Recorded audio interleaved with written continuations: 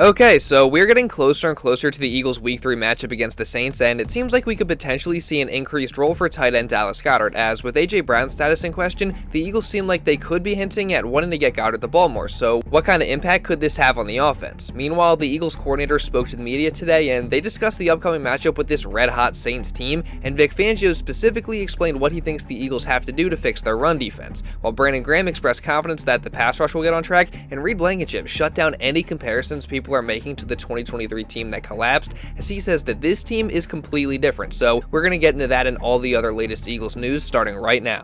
What's going on, everybody? Welcome to the Philly Fan 21 channel. If you're new, I'm Evan and I cover all things Philadelphia Eagles. And let's start off with some more shuffling of the Eagles practice squad, as safety Caden Stearns is back along with a new guy in outside linebacker David Anena, who was drafted in 2022 and then it's just kind of bounced around the league, so he's probably just a depth piece. And then they also dropped tight end Kevin Fulch. So let's be real, I mean, none of these moves are going to mean anything in the end. This roster and practice squad will 100% be shuffled around a lot more as the season goes on, so definitely nothing crazy, but this is still a roster move they made, so I thought I'd cover it. But moving on, the Birds were back out on the field for a walkthrough on Wednesday and a practice on Thursday, and with that came some updates on A.J. Brown's injury status ahead of the game versus the Saints, and things aren't looking great, as he was listed as a non-participant on Wednesday during the walkthrough, and he was out for practice on Thursday. Now, on Wednesday morning, Nick Sirianni was on WIP radio, where he was asked about A.J. and his potential status for Sunday's game, and he said, quote, "We'll see. Obviously, it's too early to tell right now. We've got to be prepared if he's playing, and we've got to be prepared if he's not playing." So, in classic Sirianni fashion, he didn't say much of anything when it comes to this injury, but the fact that AJ was out for the first two practices of the week is certainly not a good sign. And if AJ can't go, that's just going to make things a whole lot harder for the Eagles offense against what is a very good New Orleans Saints defense.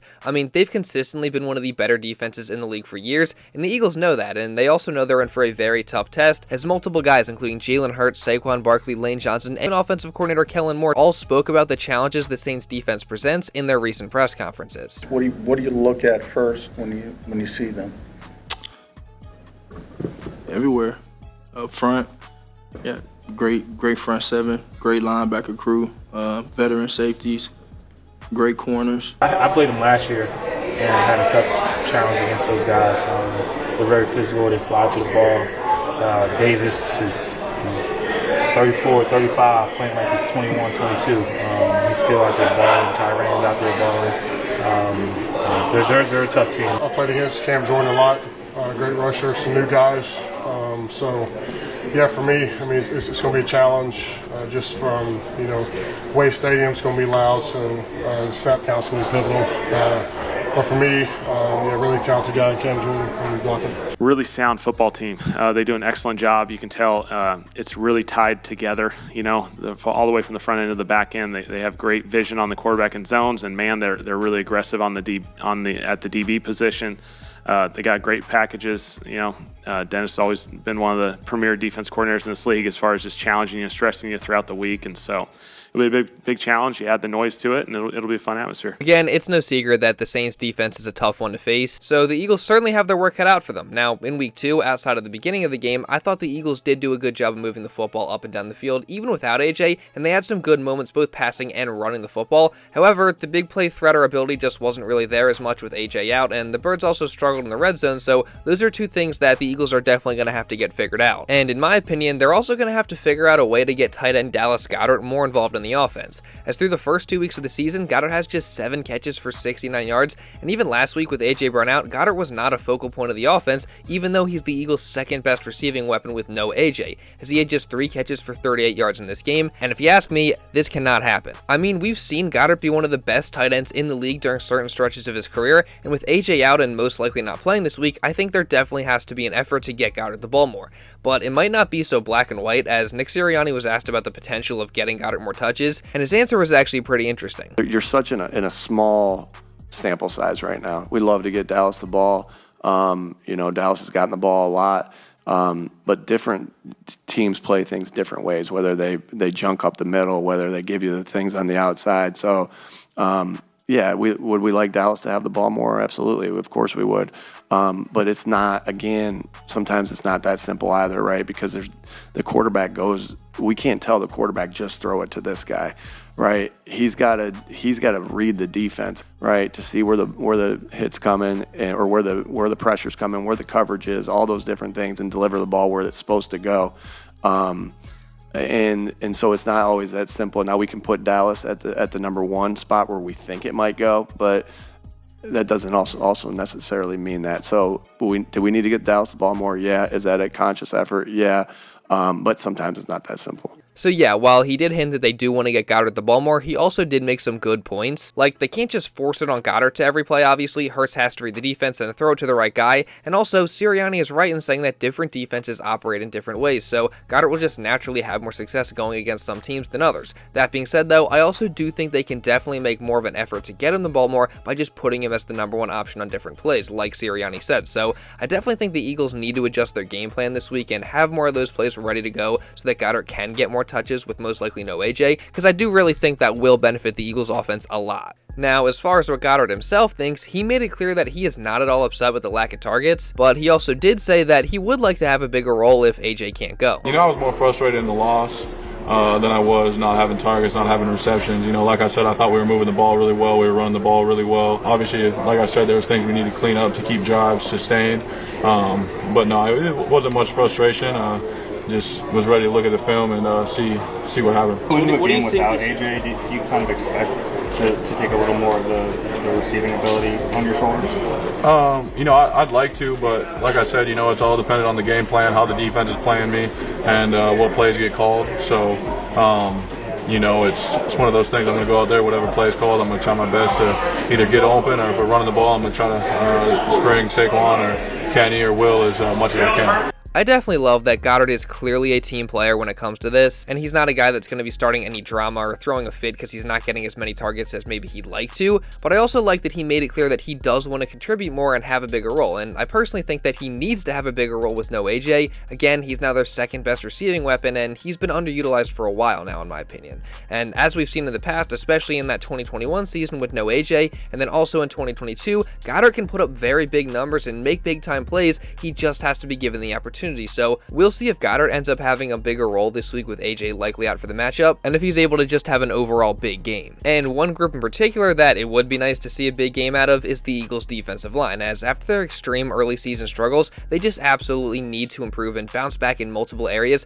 and it seems like Brandon Graham and the guys at least have the right mindset and are confident that they can do that. So we're going to get into that and so much more in just a minute, but real quick, I do want to say, if you are enjoying this video and don't want to miss any other Eagles coverage or content just like this coming throughout this entire season, then make sure you subscribe, and also really importantly, turn on notifications so you're notified instantly when one of these videos is uploaded. I think that's a win-win for the both of us, because not only do I get more people consistently watching these videos, but you don't miss any other Eagles coverage or content just like this. So again, subscribe, turn on notifications, and also drop a like. Let's see if we can hit 700 likes on this video. And now with all that being said, let's get back into the video. So as I was saying, the Eagles defensive line is probably the biggest area of concern as of right now at this point in the season, as both the run defense and pass rush have just been absolutely awful. And yesterday I did go more in depth on these issues and focus more on the negatives, and trust me, there's a lot of it. But at this point, we're on to this next game against the Saints, and all the Eagles can do now is just learn from their struggles and turn things around. And to do that, they're going to have to do a complete 180 from what we saw these past 2 weeks, but veteran and captain Brandon Graham believes that it's possible, as he expressed confidence in the pass rush, saying that the sacks will eventually come and they'll come in bunches. I want us all to have a good game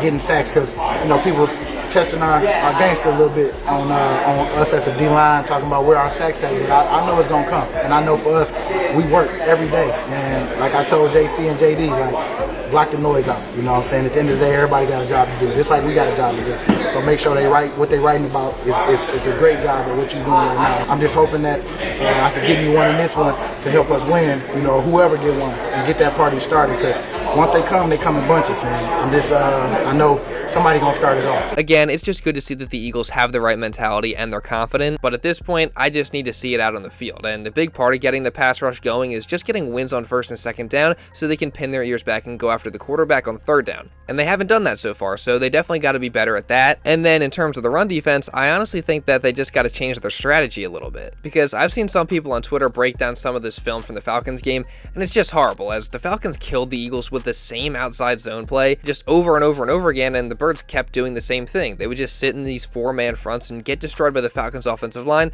because it would create a numbers advantage for them, and they consistently took advantage of it as they double someone, cut down the linebacker, and then from there was a huge hole. toll. And the other issue was that the Eagles consistently failed to set the edge, leaving a ton of space once the running back got to the outside. So that definitely needs to be fixed and adjusted. And I think the Eagles also should definitely try and use more 5-man fronts to create one-on-one matchups, because this is the look that yielded the most success for them against the run. So hopefully they make this adjustment, or just whatever adjustments they need to make to get these issues against the run fixed. Now, defensive coordinator Vic Fangio did get the chance to talk about the run defense on Thursday, and he actually said that he doesn't think big changes need to be made, as he talked about what he thinks they need to do to get better, and also expressed confidence that they can get things cleaned up. We just have to I have to do a better job of coaching the guys on the technique and do the job better. I just haven't done a good enough job of getting that done. I feel like you've reached a point where changes need to be made. I know it's early. Not wholesale changes, no. We need to do a better job with me at the lead of preparing the guys to play with better technique and better discipline. With that said, do you think you have the talent up front to get that done? Yes. What makes you convinced that you do? Because I've seen these guys play, and I believe we do. I don't know, man. I mean, I know that Vic is right in saying that they do have to be better discipline-wise and technique-wise, but I also feel that at least a few adjustments should be made to the strategy with just how bad the tape looked against the run. But hey, I'm not the one who's been coaching for 40 years, so I guess we'll see if the Eagles are able to make improvements and have more success defending the run this week against the Saints. And they're certainly going to have their work cut out for them, both against the run and the pass, because this Saints offense is just on fire right now. They've looked like the best offense in football over these first 2 games, as they put up over 40 points in each contest, and they just look unstoppable in every possible way. So it's certainly going to be a huge challenge for the Birds defense, and one of the reasons for that is the play of quarterback Derek Carr. And Vic Fangio spoke about why he thinks Carr has been so good to start the season in his press conference on Thursday. Yeah, I think this offense really suits him. He's always been one of the best talented passers in the league. He throws it short, intermediate, and deep very, very well. Throws a great deep ball. They're max protecting a lot. Giving him time. They're running boots. They got the running game going. I think this offense and him is a really good marriage. The Saints have certainly done a very good job building an offense around Carr that suits his strengths, and Fangio knows that they got their work cut out for them to try and stop him and the Saints offense, and so do both Reed Blankenship and Brandon Graham, as they both spoke about the challenges that the Saints offense presents in their respective press conferences. Yeah, we just got to be good with our eyes, have clean eyes. Obviously, they do a lot of play-action pass and here and there, and like I said, Derek's been doing a great job moving the ball down the field, and they got receivers to do it. So, like I said, we just got to be smart with our eyes and just play ball. They playing good together. You know what I'm saying? Like, I just say they're playing good together. Quarterback David Carr, that was a great ball, of course. And then, we're gonna have to play actions, boots. I mean, they run a lot of the 49ers type plays, and we know that we just got to go out there and execute. It's all about your eyes. You got to make sure if you got this guy or your guy come in your zone, you got to take your guys. And it's all discipline in this game. We just want to do our job. That's the biggest thing that I'm taking away from this game. And we got to make sure we trust in other guys going to be where they're supposed to be. So they both said similar things in that they're just going to have to be careful with their eyes and be super disciplined in this game, just based on how the Saints offense has looked and what they like to do. And BG's also right in saying that they just have to do their jobs individually on the defensive side and trust everyone else to do theirs. And if they can do that, then they should have success, although that is a lot easier said than done.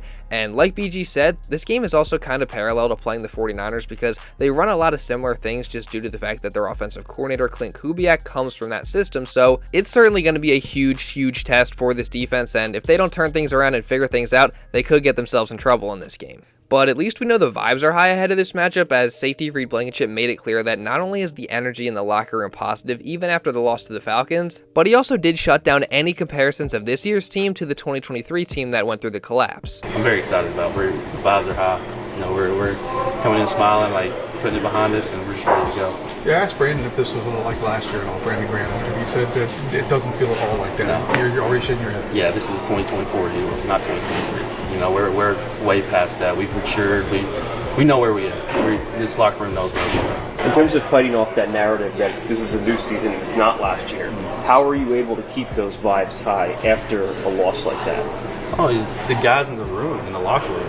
Everybody say we've been through adversity. Like, we lost the game, but we're not seeing adversity right now. Like I said, the vibes are high. I trust everybody in this room, very confident in them, and, you know, like I said, I'm happy to go to war with them again, so. I love hearing that from Reed. I mean, with how high the expectations are for this team, and also with what happened last year, the talk about this team has been particularly negative since their loss to Atlanta, so it's just nice to hear Reed shut down any comparisons to the 2023 team and express confidence that they're going to get things right. I mean, I personally know that I'm feeling a little bit better about this team at this point. I think I've cooled off a bit since the loss to the Falcons, and you guys kind of know, I mean, if you've been watching this channel for a while, that I'm kind of a glass half full, you know, positive guy when it comes to my sports team, so I don't know, maybe I'm delusional, but I'm just hoping that the Eagles can bounce back and at least turn things around a little bit and get on the right track in this game. But you guys can give me your thoughts down in the comments below. What is your confidence level ahead of this matchup with the Saints? And also, if you did enjoy this video and just don't want to miss any others like it, then make sure you subscribe, and again, also turn on notifications. And also, just drop a like down below if you do want to support the channel. It does help me out a ton. Again, let's see if we can hit 700 likes today. And also, if you want to watch another Eagles video going over how the Birds had to bench Jalen Carr for the first series last week, along with a lot of criticism that Nick Sirianni's been facing, then you can check this out right here. And now, with all that being said, that's pretty much all I got for this one, guys. So thank you all so much for watching, and I'll see you in the next video.